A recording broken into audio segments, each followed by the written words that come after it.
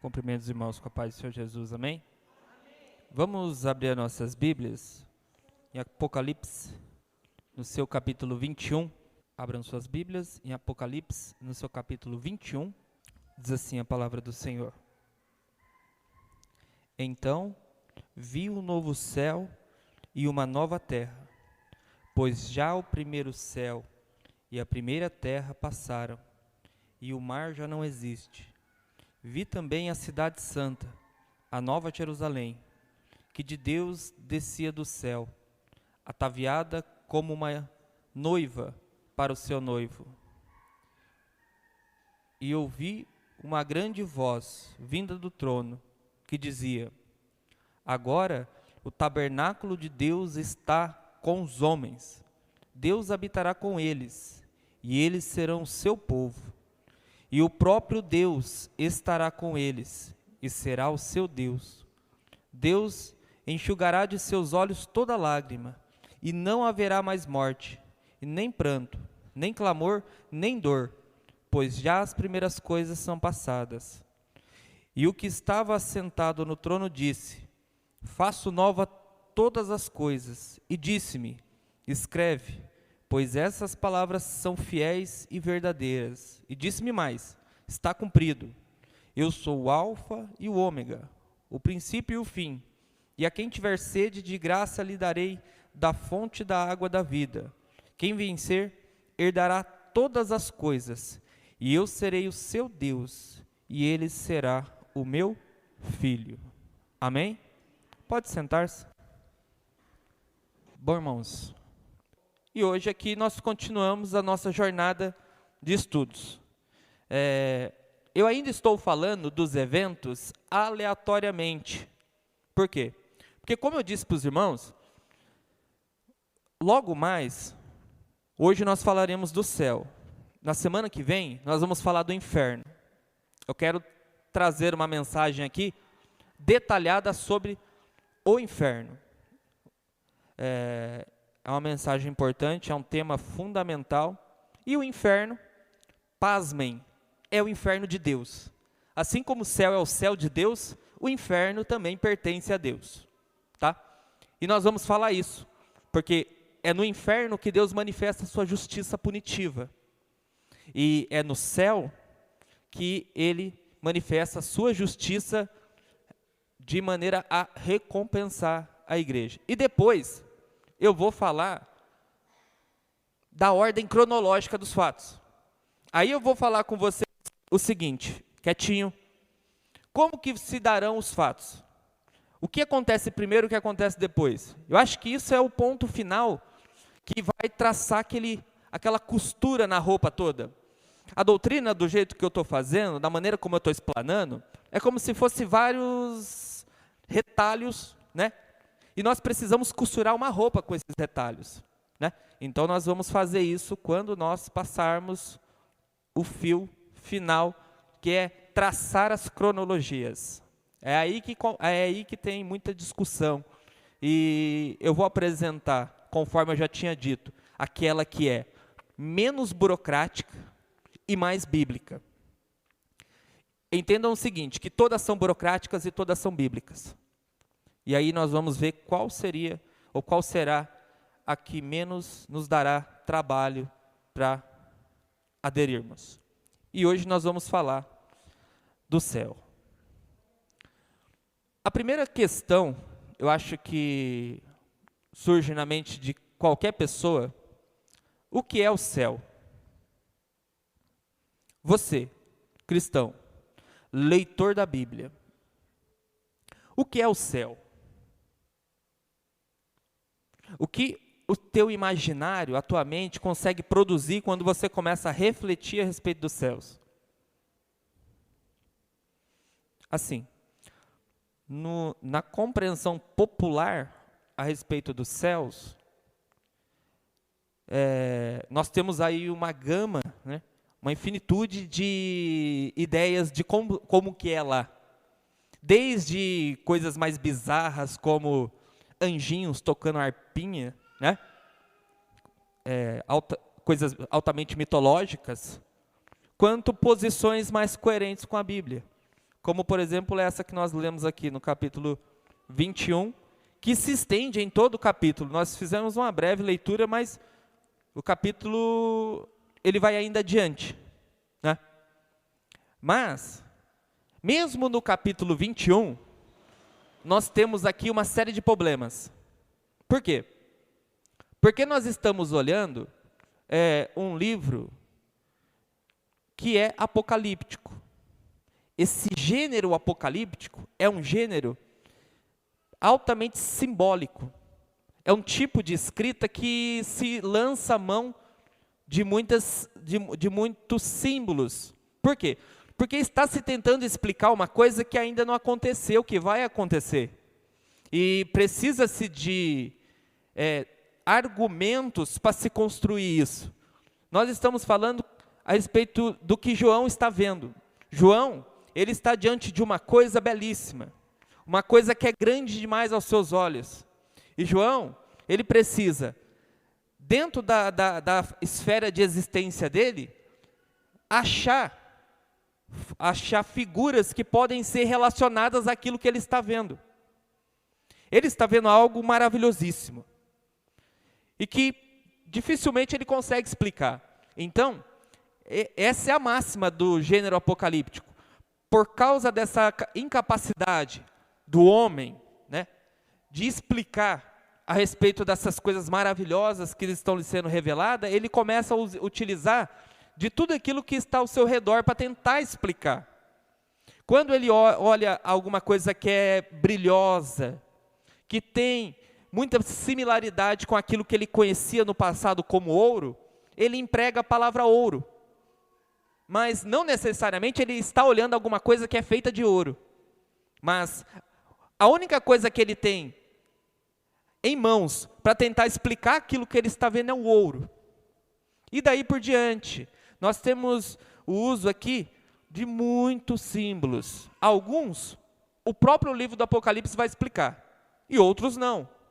Outros, a gente tem que buscar nas Escrituras, se em algum momento esses símbolos têm também algumas aplicações.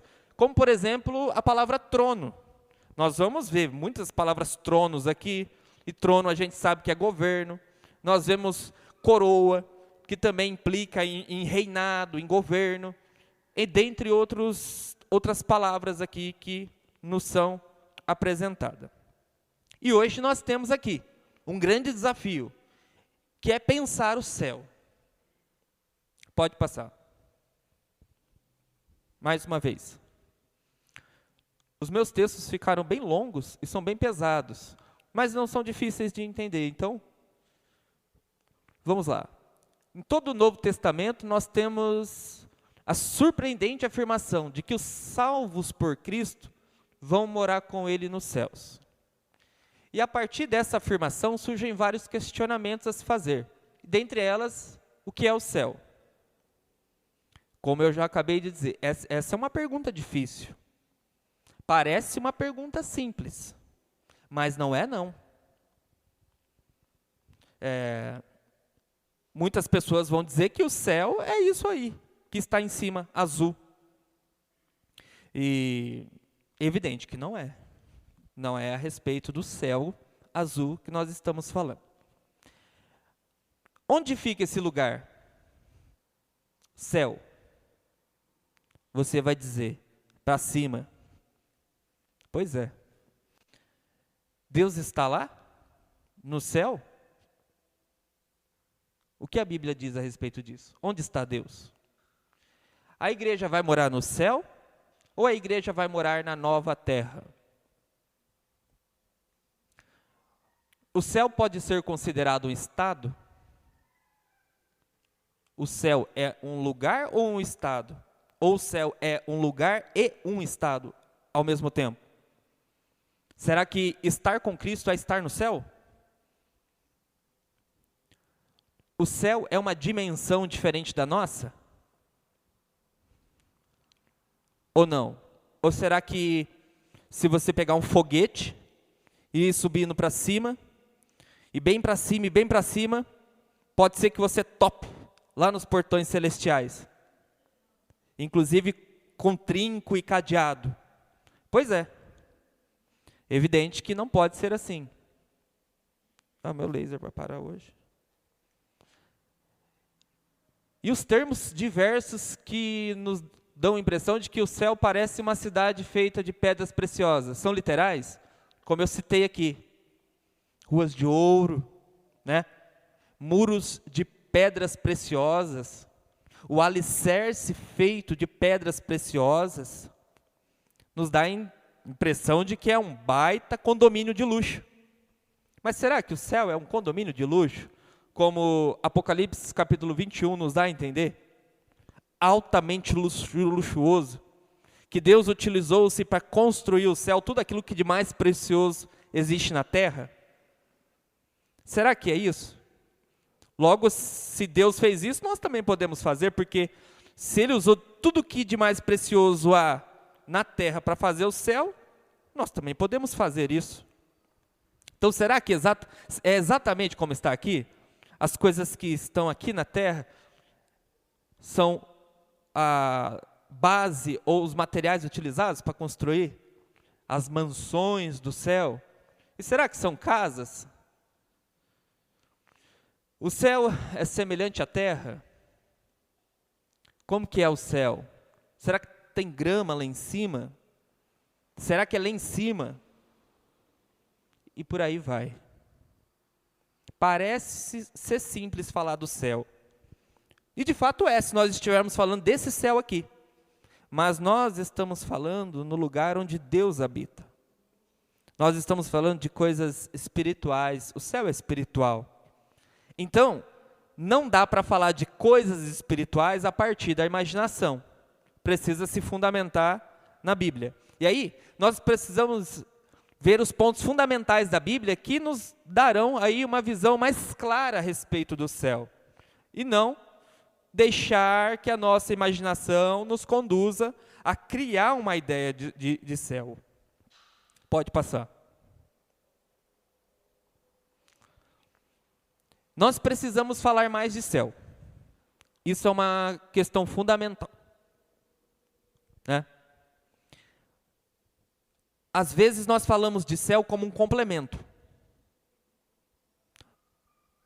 Ao final das nossas frases, ao final das nossas pregações, como uma forma de apelo, mas pouco se fala do céu, assim como se fala muito menos do inferno. Você já ouviu uma pregação com o tema inferno? Né? Irmãos, eu tenho hoje uma mensagem para os irmãos, para a edificação da vida dos irmãos. Vamos falar sobre inferno. Né? Ninguém fala dessas coisas. A ponto de eu dizer para você que sequer a grande maioria dos pregadores nem sabe que existe uma doutrina do inferno. Nem sabe que existem vários textos que constroem um edifício sobre essa temática. E se nós falarmos que Deus também está no inferno, aí até se escandalizam. Pois é, mas tudo é de Deus. Nem no inferno Satanás é rei. Tudo é de Deus. Inclusive o próprio Satanás. Ele é a criação de Deus. Então, não vou falar de inferno hoje, evidente. Mas nós precisamos falar mais de céu. Por quê? Porque as pessoas estão vivendo como se não houvesse amanhã. Até mesmo dentro da igreja. Sabem, porque ouvem que há um amanhã. Que a vida não é só o aqui e o agora. Que a vida não é só os projetos terrenos. Que a vida não é só sonhos, né? Os chamados sonhos a se conquistar. A vida é mais do que isso. E muito mais, as Escrituras nos dizem que a vida não é nada quando relacionado ao tempo da existência, ou à eternidade, então não se compara. A vida é um sopro, né? Estamos aqui e amanhã não estamos. Nós não estávamos aqui. E daqui a um tempo nenhum de nós aqui estará, porque é assim a vida. E desde Adão para cá tem sido assim. Então, as pessoas estão presas no materialismo e no consumismo. E o materialismo e o consumismo desenfreado são radicalmente opostos ao conceito de céu. Por quê? Porque quanto mais materialistas e consumistas, mais terrenos são as pessoas. O coração dela estarão mais presos nas coisas presentes da terra e se fecharão para as coisas espirituais. Lembra do jovem rico? Aquela pergunta do jovem rico ecoa ainda para os nossos dias. Vendes o que tens, doe aos pobres. E Paulo nos diz que, se esperamos de Deus só nesta vida, seremos as pessoas mais miseráveis desse mundo. Se a tua fé só pensa em Deus para essa vida, se a nossa fé só está preso a Deus para resolver os nossos problemas e as nossas situações dessa vida, e pouco ou nada se tem de ênfase de céu, nós somos pessoas miseráveis. E aqui entenda miseráveis como misérias, pessoas pobres, bem abastadas, mas pobres. Pobres. Por quê? Jesus nos diz que nós devemos ajuntar todos os nossos tesouros, onde? É no céu. Evidente que essa afirmação não está contradizendo os instintos naturais dos seres humanos, que é de trabalhar e conquistar bens. Não. Mas a questão aqui é, quando os bens ou a vida terrena, as preocupações do dia a dia te fazem focar somente no aqui e no agora. Esquecer de que a prática da justiça e a vivência da justiça é que vão te preparar para a era vindoura. Quando nós estamos presos somente a essa existência e esquecemos que essa existência é curta, é passageira, e tudo vai passar. Essa é a grande verdade. Mas o que está por vir é maior. E assim, tem muitas pessoas enriquecendo e sendo ricas aqui na terra. Isso é bom, trabalhar e ser rica na terra. Quem não quer trabalhar bastante e ganhar bastante do seu suor, do seu trabalho? O problema é quando as pessoas esquecem de também ser ricas para com Deus em boas obras. E aí, elas acabam sendo pobres espirituais. A gente muito fala que da terra não dá para levar nada. É mentira. É mentira. Quando você morrer, você não vai levar nada. Quem te disse? Quem te disse? Eu mesmo, quando eu estiver próximo da minha morte, se eu tiver um discípulo de peso, eu vou doar meus livros. Senão eu vou queimar tudo. Eu não vou deixar para nenhuma pessoa meus livros, não. Não vai ser herança de ninguém. Né? São coisas materiais. Isso aí é uma coisa minha. E não é, eu estou falando isso há muito tempo para a Jennifer. Entendeu? Não. E vai estar fora do controle dela, porque eu vou me precaver de que eu morrendo, ela não venha, de alguma forma, dar meus livros para alguém. É caro. O aprendizado custa caro. E eu não dou de graça para ninguém. Bom, veja. Mas as pessoas acham que daqui não leva nada. Hein, irmã? Daqui não leva nada, né? Mentira. Filha, veja bem. Quanto mais boas obras você tem, mais você vai levar para o céu. Por quê? Porque tudo aquilo que de boas obras você faz, é como se lá no céu estivesse sendo juntado. E que lá você vai receber isso, no que chamamos de galardão. Então, tudo que nós fazemos aqui para Cristo, é o tesouro que a gente vai levar. tudo que de bom, segundo a nossa fé, nós fazemos para a glória de Deus, é o nosso tesouro que está cada vez maior lá. Então por isso que eu estou dizendo, nós vamos levar sim, e vamos receber lá. Você tem que construir aqui os seus tesouros lá, para ser rico lá. Lá não haverá pobreza, mas é evidente que alguns lá receberão mais glórias do que outros.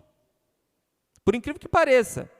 É evidente que lá não vai haver inveja, não vai haver percepção de que eu sou menor do que o outro, porque essas coisas vão ser retiradas, coisas que são próprias do nosso tempo agora. Mas haverá no céu pessoas que serão mais ricas do que outras. E que riqueza é essa? A riqueza das obras. São os tesouros que Jesus está dizendo.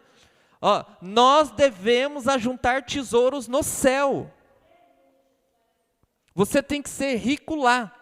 Hoje, aqui e agora é o tempo de juntar riquezas no céu.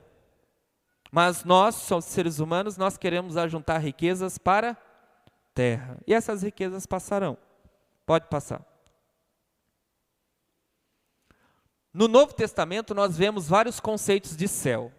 Em Mateus, o reino dos céus é chamado reino dos céus. Por quê? Por que, Débora? Por que Mateus chama reino dos céus? Porque Mateus, ele está falando para judeus. E os judeus não utilizam o nome de Deus. Os judeus não usam o nome de Deus, nós falamos isso em outro momento. Então, reino de Deus não é um tipo de termo que os judeus gostam. Por quê? Porque isso é usar o nome de Deus indevidamente. Então nós vamos ver em Mateus esse termo sendo cunhado, o reino dos céus. Só que quando nós chegamos em Marcos e Lucas, nós chamamos, opa, aqui eu falei céus, né? Isso, nós falamos reino de Deus. Por que Deus? Porque aqui nós temos um problema. Porque se nós falarmos reino dos céus para os gentios, eles terão dificuldade de associar a divindade aos céus, e isso incorreria alguma forma híbrida de adoração. Híbrida é a mistura. Se falar para um pagão, Deus do reino dos céus, ele pode achar que os céus é uma divindade. Então, os escritores Marcos e Lucas chamam Deus. Então, evidentemente, eles entendem que se trata de um Deus. Então, em Lucas e Marcos, ele é chamado reino de Deus. Aqui em João usa a palavra, para se referir céu, ele usa a palavra vida eterna. Por quê? Porque ele está falando a romanos. Então aqui ele tem um problema. Se ele trabalhar a ideia de reino, isso pode soar mal ao Império Romano. Então, é mais bem aceito a ideia de vida eterna do que chegar com uma pregação de um reino. Porque se João chega dizendo que um reino é chegado, logo ele tem problema, porque já existe um rei, o imperador. Isso é um problema. Então, nós vamos ver essas, entre outras palavras, tanto no Novo quanto no Antigo Testamento, que fazem referência aos céus. E é muito importante vocês entenderem isso aqui, ó. Reino dos céus, reino de Deus e vida eterna. São tudo céu. Todas as vezes são utilizados indicando o céu. Pode passar. Sobre o céu, nós podemos de imediato dizer que se trata de um lugar e um estado de plena comunhão com Cristo. Hoje nós não temos plena comunhão com Cristo. Por quê? Porque ainda não o vemos face a face. Então a nossa comunhão ainda não é completa. Nós temos comunhão com Ele por meio do seu Espírito. Mas no céu, você vai de verdade conhecer Jesus. Você vai vê-lo. você vai falar com Ele, face a face. Esse Jesus que nós falamos todos os dias de culto aqui, você vai ter a oportunidade presencial de conversar com Ele. E isso é um benefício que somente nesse tempo haverá. E isso vai acontecer no céu. O céu é um lugar de comunhão com todos os santos redimidos. Então lá nós veremos todos os santos. Teremos comunhão com eles, uma igual comunhão. Lá nós veremos os apóstolos, dos quais nós falamos sempre, os patriarcas, os profetas. Tudo bem que isso não muda em nada, né? Porque lá o foco é Cristo. Mas a comunhão é importante. Nós vamos estar lá com essas pessoas, com todos os quais nós falamos aqui.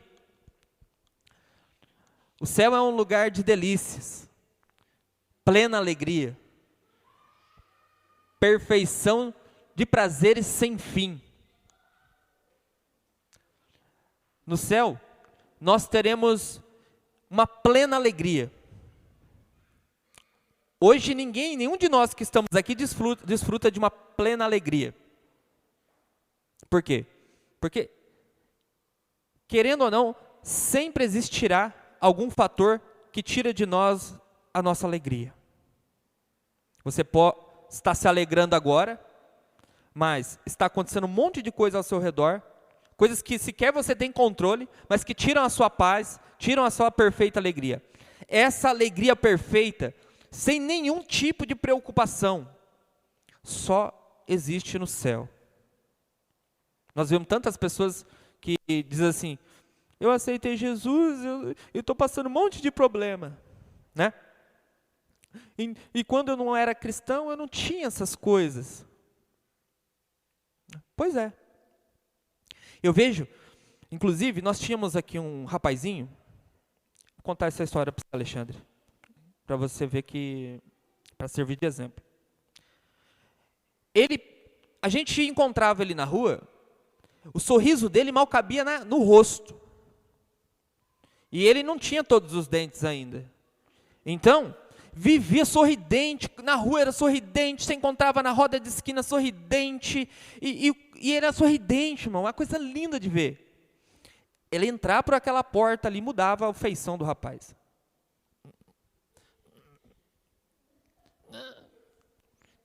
Pai do Senhor, varão. Entendeu?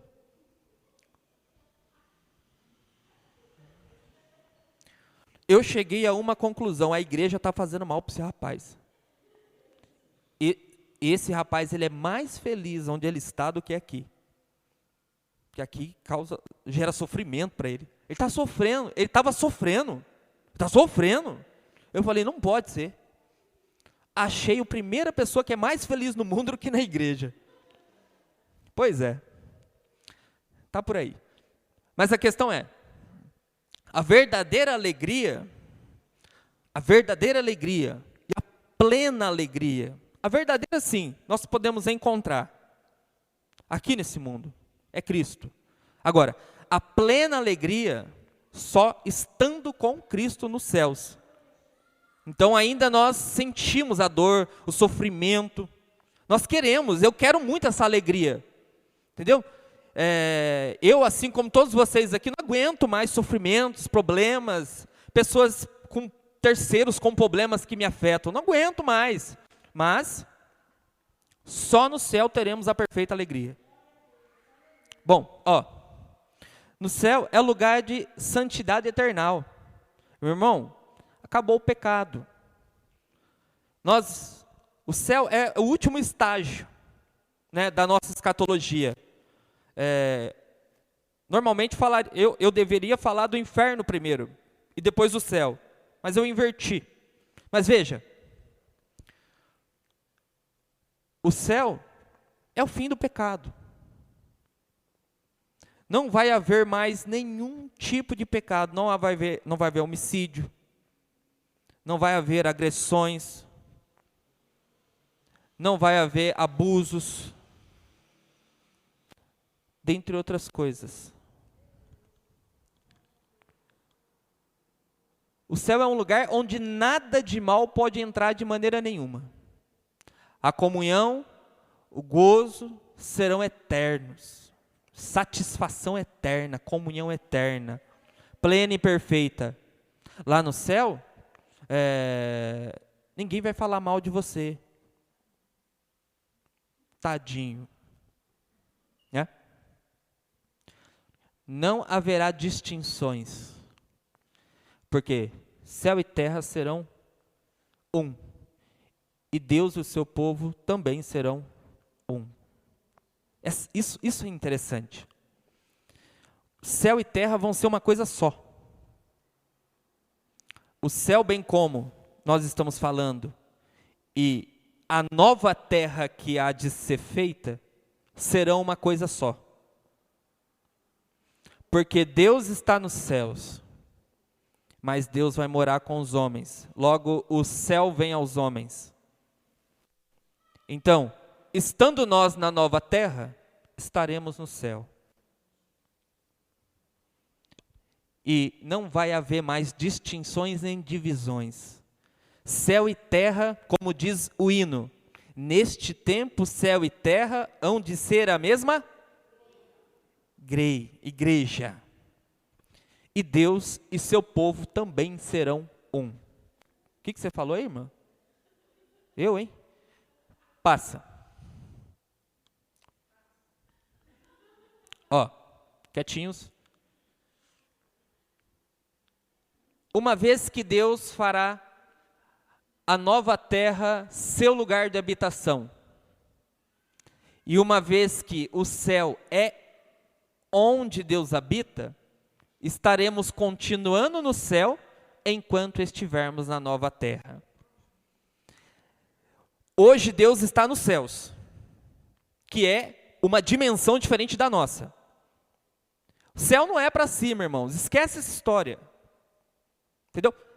Tira esse bloquinho, joga, que esse bloquinho é fraco, nós vamos pôr outro no lugar. O céu não é para cima. Esse céu que você está vendo é o céu do cosmo. E outra coisa, aquela ideia de primeiro, segundo e terceiro céu, esquece isso aí, apaga tudo isso aí. É tudo perigoso. Entenda o seguinte, que há um só céu, o lugar onde Deus habita, que é uma dimensão diferente da nossa. No céu, não tem a matéria. Então, o local é diferente. No céu não tem o tempo, não tem relógio. Então, é um lugar, é uma dimensão, espaço e tempo totalmente diferente da nossa. Pois é. Não é o céu azul que você está pensando. Não, esquece essa ideia de para cima. Esquece isso. Não é para cima. É uma dimensão diferente. É um local diferente. É complexo mesmo. Entendeu? Jesus foi para o céu. Calma, tem um monte de gente falando aleatoriamente. Calma. Jesus, nosso Deus, está nos céus, de fato. O que eu estou dizendo é que o céu não é para cima. Este é um conceito mitológico. E o Novo Testamento foi escrito no grego. E no grego, algumas palavras são próprias da cultura grega. E dão essa impressão de que céu é para cima e inferno é para baixo. O cosmo, bem como nós conhecemos, feito de céu e terra, é um cosmo, é um planeta. Está entendendo? O céu é uma outra dimensão, diferente da nossa. Nós vivemos no tempo e no espaço, ou seja, nós vivemos no planeta Terra, no firmamento, né? E cronometrado pelo tempo. O tempo produz efeitos sobre nós. No céu, que é uma dimensão diferente, não há a matéria e não há o tempo. O céu está no tempo da eternidade. O céu não tem princípio nem fim, porque o céu é onde Deus está. Então, se Deus existe eternamente, o céu é eterno também, porque ali Deus está. Então Jesus está nos céus, e a impressão que nós temos é que o céu é para cima, mas é uma dimensão diferente, é um local diferente, é um local espiritual, não é terreno. Por isso que eu estou dizendo, céu não é isso azul que você está vendo, esse aqui é o céu natural, que Deus criou céus e terra. O céu, bem como nós estamos falando, é um reino onde Deus está, como nós estamos vendo aqui, ó, o reino dos céus. A ideia de céu é própria de todas as religiões. Por quê? Porque os homens acreditam que a divindade está em cima. São esses fatores que vocês têm que tomar cuidado. Entendeu? Olha para os montes, né? Os montes e para o céu, de onde vem socorro? O socorro vem de Deus. Entenda. Então, o céu é um lugar diferente. É uma dimensão diferente. É o lugar onde Deus habita. Então, nada que está aqui nesse mundo está lá no céu, a não ser os salvos. Uma vez que Deus vai fazer uma nova terra, Deus vai habitar nessa nova terra. Por quê? Porque Deus vai construir o seu tabernáculo junto com os homens. Como nós vemos aqui no versículo 3. Que uma grande voz do céu bradou, que Deus desceu dos céus e construiu a sua tenda para morar com os homens. Construir a sua tenda, evidentemente, o seu tabernáculo, não é que Deus está montando uma barraca e vai morar na barraca com os homens. Está entendendo como que é? Deus habitará no meio dos homens. A figura de linguagem é utilizada lá do período em que o povo de Israel viveu em tendas. E a tenda principal era o tabernáculo, e toda a congregação estava em torno do tabernáculo. É aquela visão que o escritor João está querendo mostrar, que Deus vai estar no meio da sua congregação e todo o seu povo ao seu redor. Mas a questão é que Deus vai morar com os salvos. Você consegue compreender isso? Deus vai morar com os salvos, junto com os homens. Se hoje o lugar onde Deus habita é os céus, e Deus fará os novos céus e nova terra, naqueles dias Deus vai morar nesse novo céus e nova terra. Pois céus e terra não serão mais separados, como agora são, mas serão um. Céus e terra serão um. Um só. E Deus também vai morar conosco na terra prometida, na nova terra que Ele vai edificar. E ali será o céu. Aí você pode me perguntar, é na terra ou é no céu? E eu te respondo, é na terra e no céu, porque terra e céu aqui serão o mesmo lugar. O lugar onde Deus habita. A habitação de Deus é o céu. Então, estar com Deus é estar nos céus. Pode passar.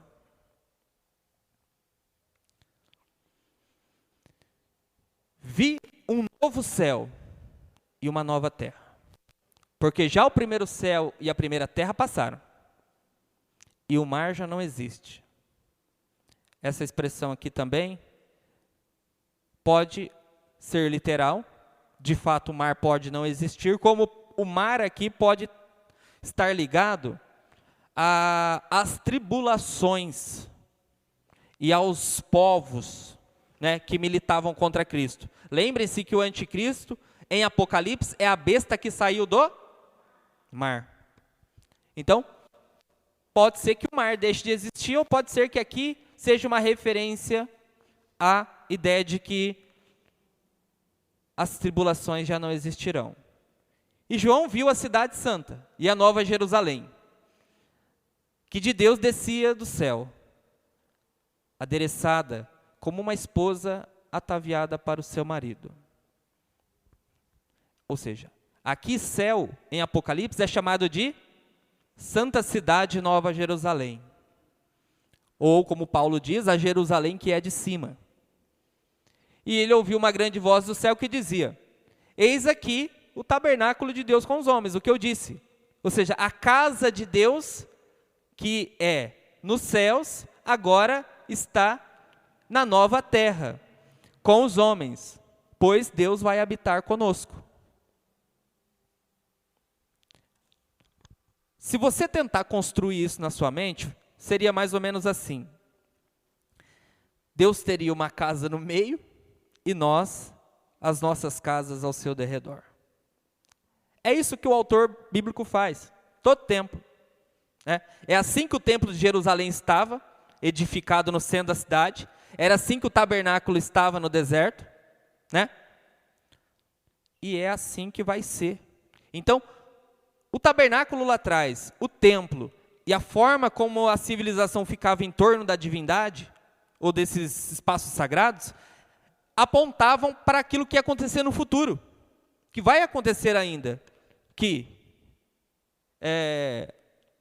Deus vai habitar no meio do seu povo. Olha para você ver que interessante. Você vai numa cidadezinha, dessas cidades culturais, e o que tem no meio da cidade?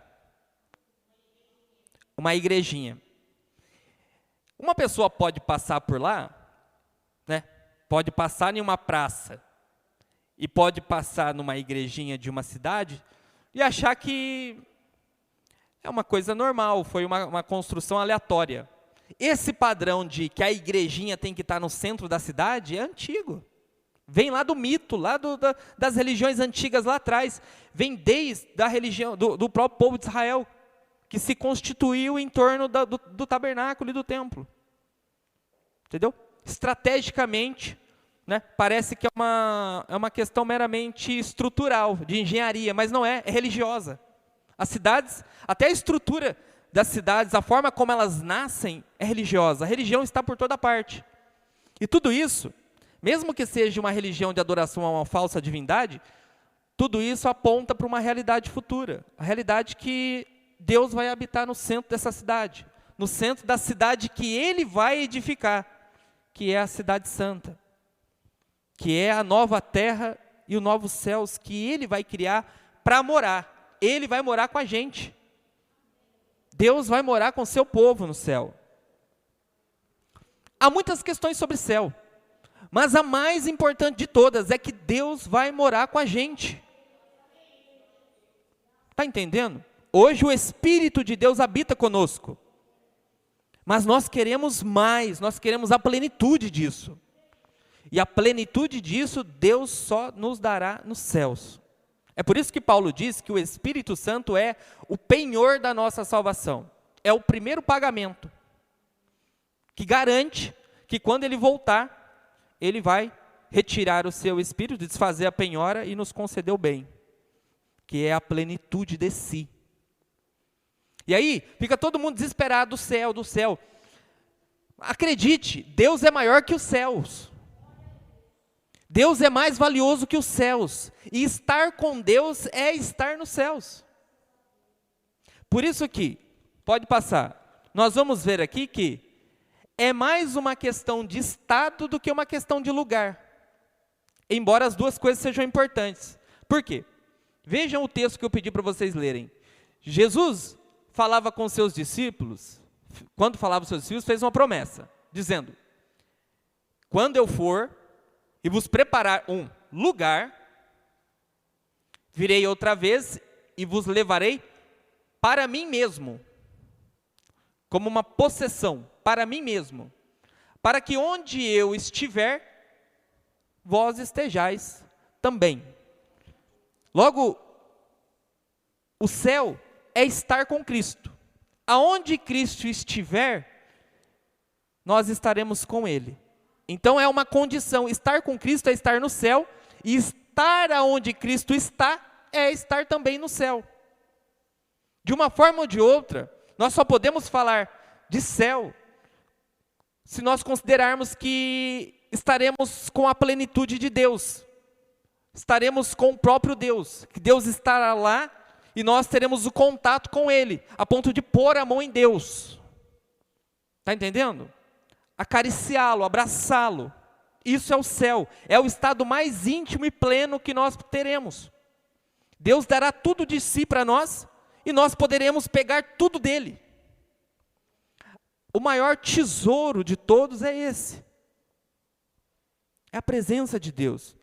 Por isso que céu, ele é tanto um estado, o estado de estar com Deus, como o lugar, estar onde Deus está. As duas coisas. Mas é mais um estado. Por quê? Porque estar onde Deus está, se Deus não estiver lá, não tem sentido. É a mesma coisa de uma terra sem Deus. Então, o ponto central é estar com Deus. E não estar em um lugar que Deus preparou. Deus tem que estar lá. E aí sim, nós temos um conceito perfeito de céu. Pleno, né? Onde nós teremos a comunhão perfeita com Cristo. Pode passar. Nós precisamos de uma compreensão clara da doutrina da nova terra, e, portanto, para ver o programa redentor de Deus em suas dimensões cósmicas. É importante entender a nova terra, por quê? Porque Deus, ele quer redimir todo o cosmo, toda a terra, toda a nossa esfera de existência humana, caída, precisa ser redimida, precisa ser resgatada, precisa ser renovada.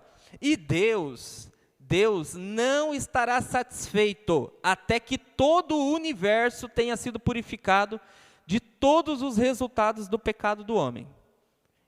Para isso, Deus também redimirá todo o restante da criação, que é a nova terra, que nós esperamos, e o novo céu. Inclusive, nós poderemos pensar aqui, alguns textos do Antigo Testamento, em Isaías, em Ezequiel, falam a respeito de um tempo em que animais selvagens estarão juntos. Evidentemente, se trata de uma primeira aplicação para o povo de Israel, né, de uma futura comunhão. Mas, também textos assim, nos dão aspectos de como serão no céu, no futuro.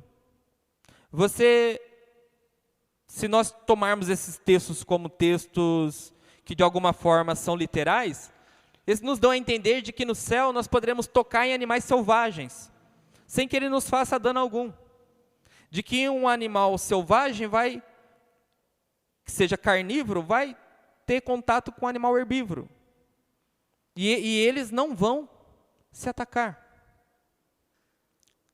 Isso nos dá a ideia de uma terra totalmente transformada. Embora isso também nos traga vários problemas, do ponto de vista doutrinário, para resolver. Pode passar. Quando nós falamos de novos céus, no grego, geralmente a palavra que traduz novo é essa aqui, neo. A mesma palavra de neopentecostal, que significa novo pentecostalismo. O pentecostalismo surgiu lá nos Estados Unidos, mais ou menos em 1900, 1906. E o novo pentecostalismo, 1957, quase 50 anos depois. Por isso que ele é novo. Então, a palavra neos significa novo, tempo e origem. Enquanto a palavra kainos significa novo em natureza ou em qualidade. A expressão aqui do grego, ó, essa frase grega aqui, auranon, kainon, kaigen, kainen, se traduz por novo céu e nova terra. E significa, portanto, não a emergência de um cosmo totalmente outro, diferente do atual, mas a criação de um novo universo que, embora tenha sido gloriosamente renovado, está em continuidade com o universo presente. Veja, novos céus e novas terras indicam que, pelo menos alguma coisa que seja a natureza dessa terra e desse céu vai ser mantido. Assim como a nossa identidade vai ser mantida lá no futuro. Se Jesus voltar hoje, eu vou como eu estou, né? Com meus 15 anos. E o Otávio, ele vai como ele está, com seus 20 anos. Ou seja, brincadeiras à parte, haverá traços de continuidade do Otávio lá no céu. O Otávio lá não vai ser uma outra pessoa. Eu não vou ser uma outra pessoa. Eu vou ser transformado, mas seria a mesma pessoa. Assim como o céu e terra serão transformados, serão consumidos pelo fogo, tudo aquilo que está nos céus, na terra, serão consumidos pelo fogo, mas haverá traços de continuidade. Então, nós podemos pensar que essa nova terra é essa terra renovada, passando por uma renovação. E Deus vai morar nessa terra depois que Ele transformá-la. Não vai ser uma outra terra. Deus não vai aniquilar essa e vai construir uma outra. Porque isso seria para Deus como que uma derrota para o diabo. Então essa terra seria algo pelo qual Deus não poderia redimir. E nós vemos lá na criação que Deus, conforme foi criando a terra, Ele dizia o quê? Que a terra era boa. Se a terra é boa, e se quem amaldiçoou a terra foi o próprio Deus, logo, Deus pode redimir a terra também, e renová-la e transformá-la, assim como transformará os nossos corpos. Ele vai transformar esse lugar, renovar esse lugar. Vai ser um lugar novo, novo não no sentido de outro, mas sim o mesmo, só que transformado. Transformado de tal modo que Deus vai poder morar aqui. E aqui vai ser os céus. Não entendeu ainda, né? Se vira. Pode passar. E eu vou ficar explicando nada não. Existem diferenças de opinião quanto à questão se as palavras e o mar já não existe, deveriam ser entendidos literalmente ou figuradamente. Como eu disse, uma vez que mar no restante da Bíblia, especialmente o livro de Apocalipse, 13:1, 17:15, frequentemente representa aquilo que ameaça a harmonia do universo. A ausência do mar na nova terra significa a ausência de qualquer coisa que pudesse interferir nessa harmonia, né? Se nós entendermos esta questão figuradamente. Agora, se for algo literal, e aí eu acho que não, se fosse literal, nós poderíamos pensar que o mar deixaria de existir. Não penso assim. Pode passar.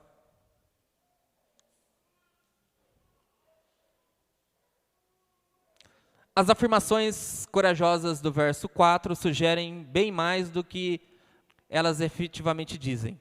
Não haverá mais lágrimas na terra. Olha que interessante. Quem chorou hoje? Hoje eu quase chorei. Quase. Chorei por dentro. Mas por fora não, porque eu sou durão. Mas chorei por dentro. Pois é. Lá não vai mais haver lágrimas.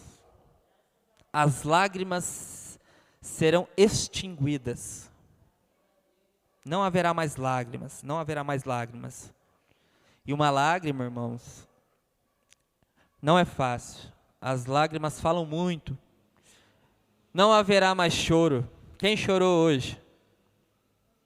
Pois é. Isso vai acabar.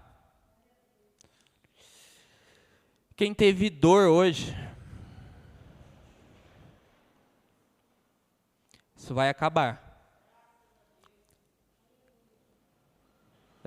Não haverá mais mortes. Não haverá mais acidentes fatais. Doenças. Quem tem doença, quem tem enfermidade, olha, isso vai acabar. Isso vai acabar. Não haverá serviços fúnebres. Isso não vai acontecer. Lá não. No reino de Deus, não. Nem as últimas despedidas. Não haverá despedidas lá. Não haverá despedidas, porque não vai haver mortes. Nós teremos comunhão, sempre. Naquela nova terra, desfrutaremos de comunhão eterna. e inquebrável com Deus e com o povo de Deus, incluindo os queridos e amigos a quem amamos e perdemos por um pouco, né? Isso é o céu, irmãos. Isso é para nos encher de alegria, nos encher de ânimo, nos fortalecer, virar esse tempo. Pode passar. O fato de que o nome das 12 tribos estão escritas nas 12 portas e que o nome dos 12 apóstolos estão escritos nos 12 fundamentos, sugere que o povo de Deus na nova terra incluirá tanto crentes da comunidade da aliança veterotestamentária quanto da igreja do Novo Testamento.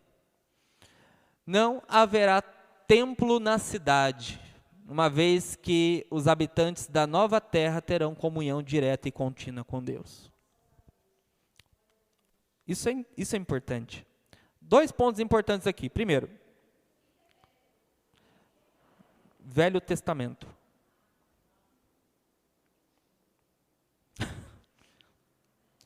Velho Testamento. Veja, uma coisa importante. Algumas pessoas entendem que no céu o povo de Israel vai ter preeminência aos gentios. Quando Cristo foi crucificado, Cristo fez dos 2 povos um. Os que são herdeiros da promessa feita a Abraão são os que são pela fé. A promessa feita a Abraão foi feita antes ou depois da circuncisão?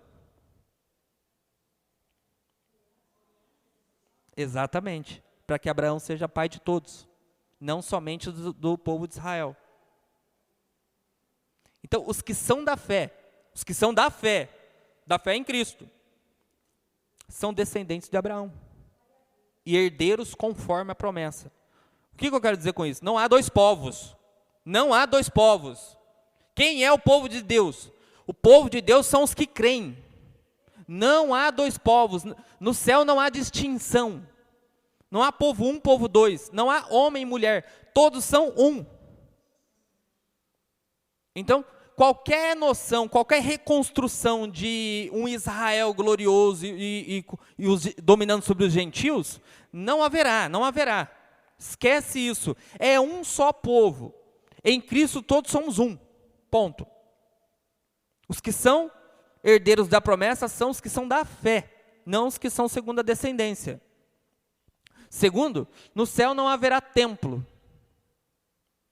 Por quê? Porque o que é o templo hoje? O templo é o local de adoração e comunhão. Só que lá nós teremos plena comunhão, plena e perfeita comunhão e acesso a Deus. Então a igreja, que hoje seria um meio intermédio, que produz adoração e comunhão por meio do ajuntamento dos santos, lá não, lá nós já estaremos todos juntos. Então lá não tem templo, lá nós estaremos diante do próprio Deus. Porque Deus estará morando com os homens. Pode passar. Versículos 24 e 26 estão lá na frente. São muito significativos, pois nos dizem: os reis da terra lhe trazem a sua glória para a cidade santa, e lhe trarão a glória e a honra das nações. Poder-se-ia dizer que, conforme essas palavras, os habitantes da terra incluirão pessoas que alcançaram grande proeminência e exerceram grande poder na terra atual, reis, príncipes, líderes e outros. Também pode-se dizer que qualquer coisa que as pessoas tiverem feito nessa terra que tenha glorificado a Deus, será lembrado na vida por vir. O que esses versículos 24 a 26 nos dizem? Nos dão a entender? De que algumas pessoas que hoje, aqui na terra, são pequenos, mas são grandes trabalhadores, não são os primeiros na visibilidade, mas são os primeiros a servir. Lá nos céus, pode ser que esses textos estão fazendo referência de um certo tipo de proeminência que certas pessoas vão ter. Algumas pessoas vão ter mais destaque no céu. Só que não entenda essa fala minha como mais destaque da terra. Que mais destaque na terra você sabe que são aquelas pessoas populares. Não é isso. No céu não é assim. Mas veja, pode ser que algumas pessoas vão exercer algumas atividades específicas no céu. Mas para isso, elas têm que ser fiéis hoje aqui na terra. É o que Jesus, isso está de acordo com aquilo que Jesus disse a respeito de ser rico no céu. Imagina, Jesus está querendo explicar isso. As pessoas juntam muito dinheiro na terra para ser ricas e proeminentes. Se você com as suas boas obras juntar um grande tesouro lá no céu você vai ser rico. E entenda a riqueza nos céus como provavelmente algum tipo de estado de nação. O que está querendo sugerir o Roykman é o seguinte, que pode ser que esse texto que refere a líderes, a reis, a príncipes, que pegam a glória e levam ao cordeiro, na Santa Cidade, pode ser uma referência a algumas pessoas que vão receber esses títulos. Assim como, por exemplo, o Apocalipse diz que os apóstolos e os 12 cabeças de tribo são os 24 anciões, que estão pertinho do cordeiro.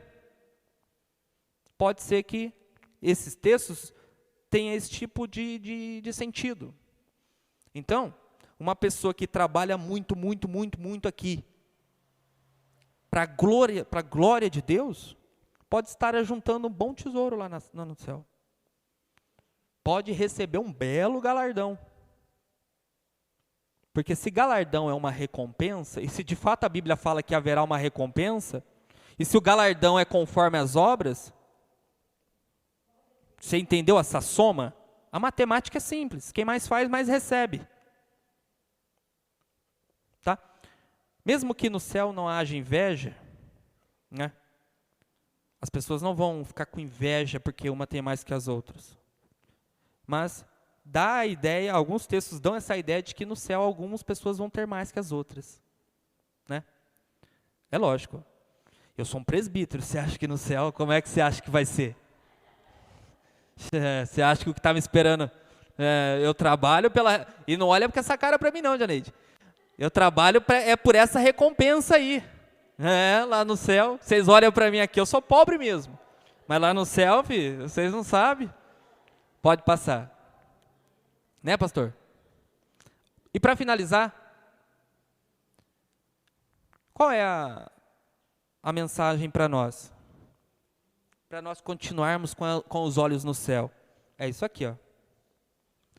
Quem é justo, faça justiça ainda. E quem é santo, santifique-se ainda. Enquanto estas coisas não se completarem, está aqui, ó. Justiça e santidade. É só assim para chegar lá. Só assim. Não tem outro caminho.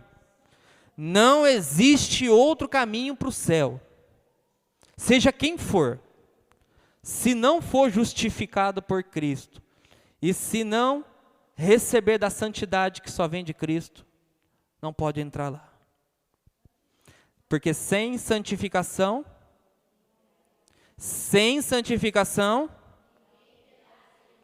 Hebreus capítulo 12, 12. Ou 13, 12. Pois é. Então essa é a mensagem do Senhor para nós. Foco no céu. É o alvo final da igreja. E é para lá que a igreja vai. Amém?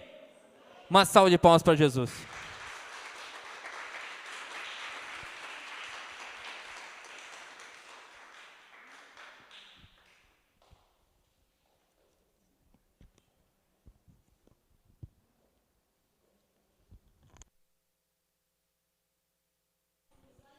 Glórias a Deus. A paz do Senhor, amada igreja.